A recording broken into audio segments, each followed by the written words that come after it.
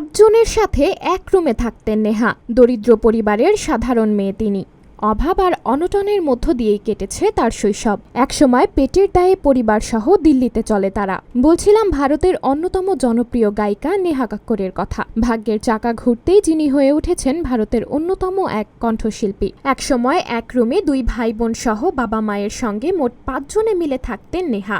অর্থ কষ্টে এর চেয়ে দামি ঘর ব্যবস্থা করা সম্ভব ছিল না তাদের জন্য। দিল্লির উত্তম নগরের নিউ হলি পাবলিক স্কুলে পড়াশোনা করেন নেহা। গ্র্যাজুয়েশন শেষ করতে পারেননি তিনি। একাদশ শ্রেণীতে পড়ার সময় রিয়েলিটি শো ইন্ডিয়ান্স আইডলের সিজন 2 এ প্রতিযোগী হিসাবে উপস্থিত হন। এরপরই বদলে যেতে শুরু করে নেহার জীবন। ডাক পেয়ে যান বলিউডে, আর পেছনে ফিরে তাকাতে হয়নি তাকে।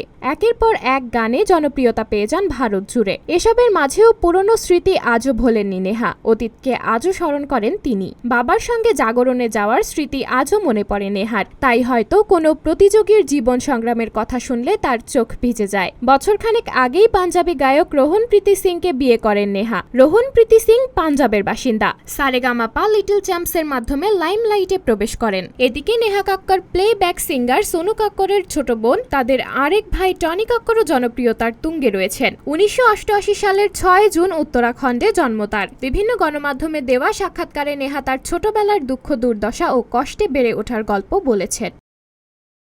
নিউজ ডেস্ক, সাবরিনা জলিল, সবার কথা।